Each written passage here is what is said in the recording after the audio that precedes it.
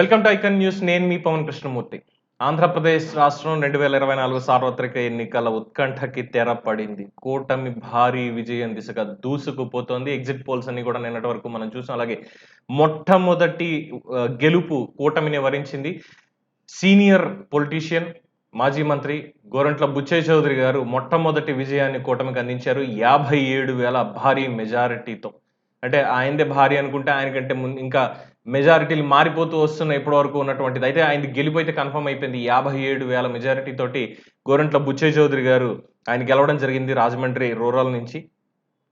పోటీ చేసినటువంటి ఎంపీ అభ్యర్థి అక్కడి నుంచి మెల్లగా ఉడాయించడం ఇవన్నీ కూడా జరిగిపోయాయి. అందరికీ తెలిసినటువంటి విషయమే.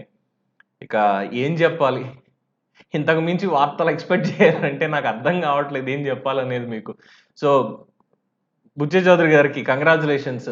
హృదయపూర్వక శుభాకాంక్షలు సార్.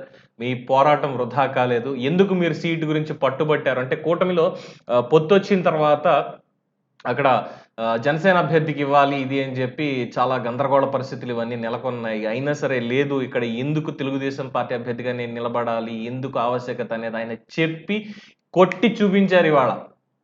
యెస్. అందరూ హ్యాపీ. తెలుగుదేశం పార్టీ, జనసేన కూటమి అందరూ హ్యాపీగానే ఉన్నారు ఇప్పుడు.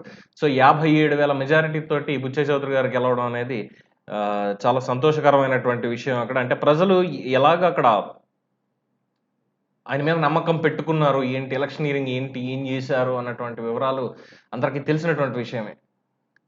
సో, పార్టీలో సీనియర్‌గా ఉన్నటువంటి బుచ్చయ్య చౌదరి గారు మరోసారి తన ప్రస్థానాన్ని, విజయ ప్రస్థానాన్ని కొనసాగించారని చెప్పడంలో ఏ మాత్రం అతిశయోక్తి లేదు.